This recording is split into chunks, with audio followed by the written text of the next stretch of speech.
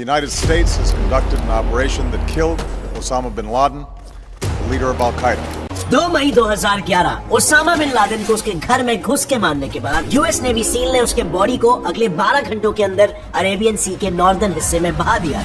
54 बच्चों के खानदान में से 17वें नंबर का बच्चा ओसामा बिन लादेन असल में सऊदी अरेबिया का एक अरबपति धार्मिक बाप का बेटा था। इसके बावजूद यूएसए ने उसकी बॉडी किसी के हाथ न आने दी और हजारों फीट समुद्र के नीचे इंसानों से कोसों दूर जाकर दफना दी। और ओसामा बिन लादेन की बॉडी को समुद्र में दफनाने के पीछे 3 मेजर रीजंस थे। पहला ये कि ओसामा अपने ही जन्मभूमि सऊदी अरेबिया में बैंड था। उसकी डेड बॉडी के लिए वहाँ पर कोई भी जगह नहीं थी।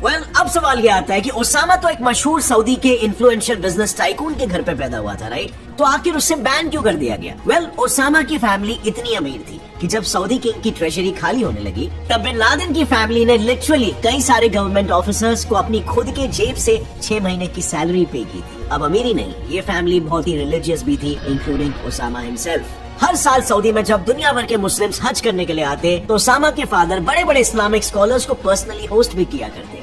तभी ओसामा भी उन सभी से अक्सर मुलाकात करता और उनसे रिलेशंस बिल्ड कर लेता। पर अगेन वही सवाल वापस आता है कि इतना रिलीजियस होने के बावजूद भी ओसामा को बैन क्यों किया गया? दैट्स बिकॉज़ ओसामा एक्सट्रीमिज्म के झांसे में आ गया। सो ओसामा की माँ का कहना है कि ओसामा एक एक्सट्रीमिस्ट मुस्लिम बना बिकॉज़ उसके पीछे कहीं न कहीं रीजन उसका कॉलेज था। ओसामा जेड्डा यूनिवर्सिटी से पब्लिक एडमिनिस्ट्रेशन पढ़ रहा था जब उसकी मुलाकात हुई मुस्लिम ब्रदरहुड नाम की एक एक्टिविस्ट ऑर्गेनाइजेशन के कुछ मेंबर्स से। ओसामा की माँ का मानना है कि इन्हीं लोगों ने मिलकर उनके बेटे का ब्रेन वॉश किया और उनको मुस्लिम सुप्रीमेसी के नाम पर हमेशा के लिए रेडिकलाइज कर दिया। और कोइंसिडेंटली फ्रेंड्स, इसी फेज के दौरान यूएसएसआर ने अफगानिस्तान यानी एक मुस्लिम देश को इन्वेड कर लिया था। बस फिर क्या था, ओसामा का एक्सट्रीमिज्म और गहरा होने लगा। वो आए दिन अफगानिस्तान की मदद के लिए वहाँ पर सीक्रेट ट्रिप्स के लिए जाने लगे और अपने पुराने कनेक्शंस की मदद से वहाँ पर ऑपरेट हो रही एक्सट्रीमिस्ट ग्रुप्स के साथ नए कनेक्शंस बनाने लगे। इसके बाद ओसामा ने इन्हीं एक्सट्रीमिस्ट की मदद से अपने देश मतलब कि सऊदी से भी वॉलंटियर्स को रिक्रूट करना स्टार्ट कर दिया। वो इन्हें रिक्रूट करता सऊदी से अफगानिस्तान में चल रहे जंग में शामिल कराने के लिए।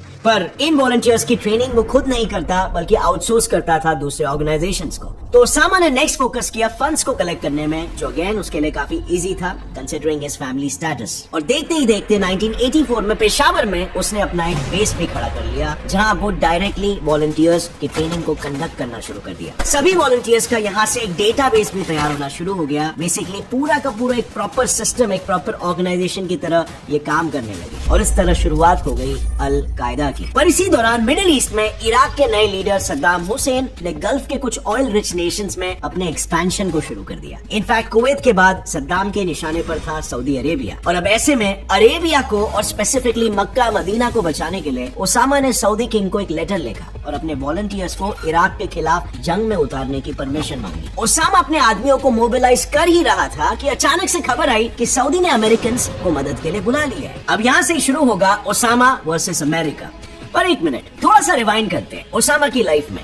क्या आखिर ओसामा का सफर कैसा था? एक सुपर इंटेलिजेंट इंजीनियर से वो टेररिस्ट कैसे बना? फ्रेंड्स, ओसामा बिन लादेन की कहानी भी अपने आप में काफी दिलचस्प है। ओसामा को अमेरिकन की हेल्प बिल्कुल भी मंजूर नहीं थी क्योंकि वो ये चाहता था कि सऊदी में किसी भी तरह का वेस्टर्न इन्फ्लुएंस नहीं आए और अपने देश में सिर्फ और सिर्फ प्योर इस्लामिक प्रिंसिपल्स की ही नींव बसी रहे। और इसीलिए अब ओसामा के रडार पर आ गया यूएसए। उसने अपने कनेक्शंस का इस्तेमाल किया और एक फतवा जारी कर दिया जिसमें लिखा था कि सभी को अफगानिस्तान जाकर ट्रेनिंग हासिल करनी चाहिए क्योंकि अपने दुश्मनों से लड़ना मुसलमानों के लिए एक रिलीजियस ड्यूटी है।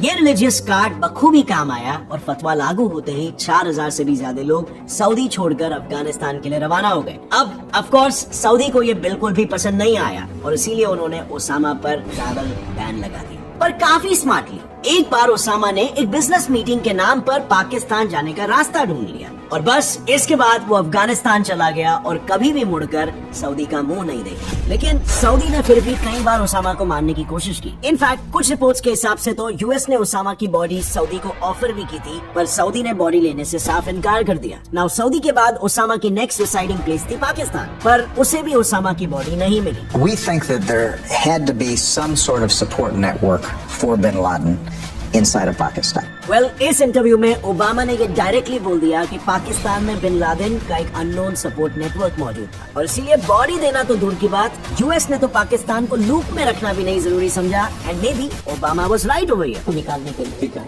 हम मुजाहिदीन लाए पूरी दुनिया से, हमने तालिबान को ट्रेन किया, उन्हें वेपन दिए, उनको अंदर भेजा, वो हमारे हीरो थे।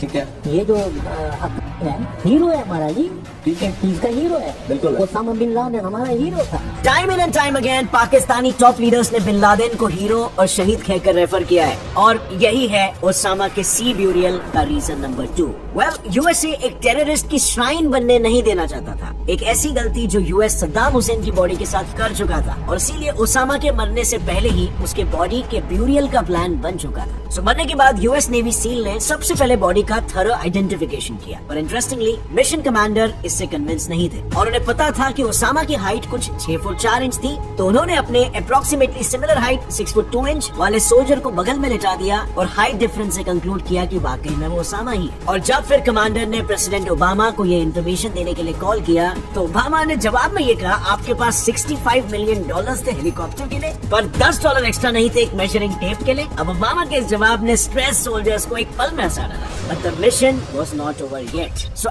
एबटाबाद से वो बॉडी को अफगानिस्तान लेकर गए डीएनए लैब आइडेंटिफिकेशन के लिए और करीब 12 घंटे के अंदर अफगानिस्तान से बॉडी सीधा US aircraft carrier USS Carl Vinson के डेक पर ले जाया गया। तो प्लान के मुताबिक अरेबियन सी में एंकर्ड था। मिशन कमांडर ने एक बार फिर से ओसामा की बॉडी को री-वेरीफाई किया, जिसके बाद शुरू हुआ इस्लामिक रीति रिवाज। सबसे पहले ओसामा को नहलाकर उसकी बॉडी को व्हाइट कपड़े से रैप कर दिया गया और फिर यूएस मिलिट्री ऑफिसर ने ओसामा के लिए लास्ट प्रेयर्स बोले, जो एक ट्रांसलेटर ने अरेबिक में ट्रांसलेट भी किया और फाइनली बॉडी को वेटेड बैग से बांधकर नॉर्दर्न अरेबियन सी में हमेशा के लिए बहा दिया गया और इस तरह ओसामा's बॉडी वाज लॉस्ट फॉरएवर। और ये सब इसीलिए क्योंकि यूएस अपनी गलती से भली भांति सीख चुका था। कौन सी गलती, you may ask? Well, listen carefully. 9/11 attacks के बाद जब यूएस गवर्नमेंट ने इराक के प्रेसिडेंट सद्दाम हुसैन पर टेररिस्ट को केमिकल्स और बायोलॉजिकल वेपन सप्लाई करने का आरोप लगाया, उस वक्त सद्दाम हुसैन इराक में लाखों कर्ड्स का जेनोसाइड करवा रहा था। सद्दाम हुसैन को रोकना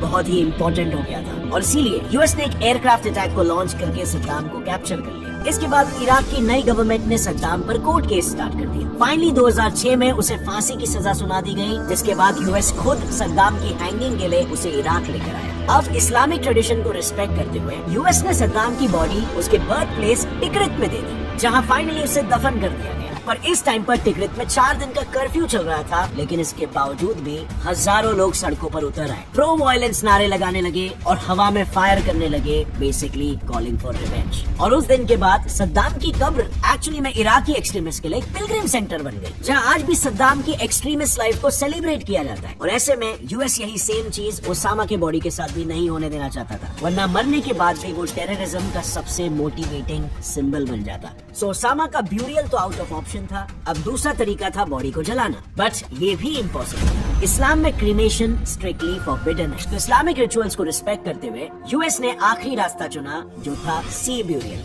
और ये करने के बाद भी यूएस को इस्लामिक वर्ल्ड का भारी क्रिटिसिज्म झेलना पड़ा। अब थोड़ा डिटेल में बात करते हैं रीजन नंबर 3 के ऊपर, why is cremation is forbidden in Islam. तो सबसे पहले देखते हैं कि इस्लामिक रिचुअल्स एक्चुअली क्या कहते हैं। इस्लाम में क्रीमेशन को डिसरिस्पेक्टफुल माना जाता है।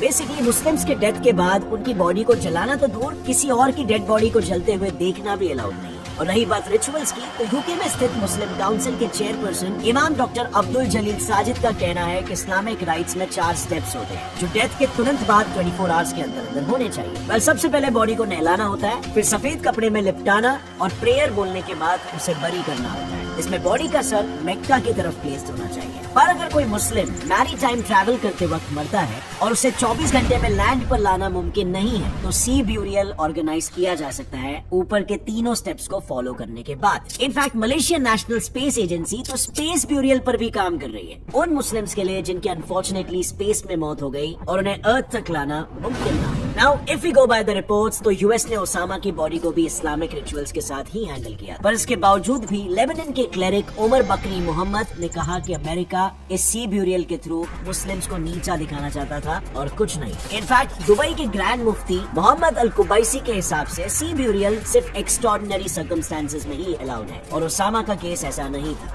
पर मजे की बात तो ये है कि दुनिया भर का क्रिटिसिज्म सुनने के बाद यूएस ने जब 2019 में आईएसआईएस चीफ बगदादी को अटैक किया तो उसने खुद को सुसाइड बॉम्ब से मार दिया।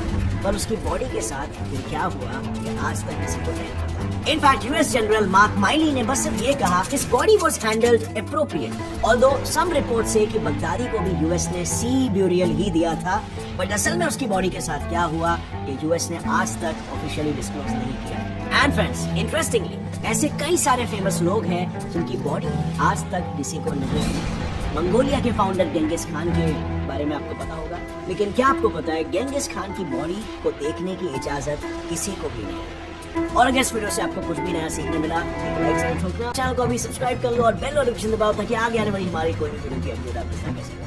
See you next time. Till then, as always, stay curious, keep learning and keep growing. Jai Hind.